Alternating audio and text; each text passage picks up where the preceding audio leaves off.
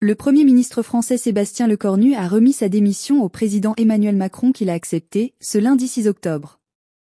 Nommé le 9 septembre, Sébastien Lecornu était sous le feu des critiques des opposants et de la droite après avoir dévoilé, dimanche 5 octobre, une partie de son gouvernement. Il devait prononcer ce mardi sa déclaration de politique générale à l'Assemblée nationale.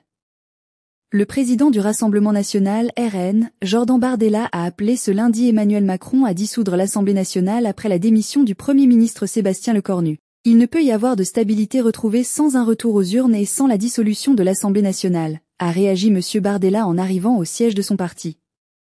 La présidente du groupe La France Insoumise, LFI, à l'Assemblée nationale, Mathilde Panot, a déploré 3 premiers ministres défaits en moins d'1 an, après la démission de Sébastien Lecornu. Le compte à rebours est lancé. Macron doit partir, a-t-elle déclaré sur X.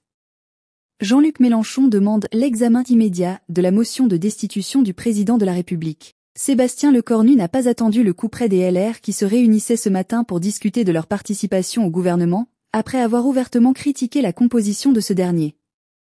Ce gouvernement aura eu la durée de vie la plus courte de l'histoire, même pas 24 heures. Valérie Gasse, du service politique de TRFI, pointe le caractère inédit, incroyable, le spectacle hallucinant d'une classe politique déboussolée, prise dans les intérêts stratégiques et personnels plus que dans l'intérêt général, avec un Emmanuel Macron incontestablement à bout de souffle et de nouveau en première ligne.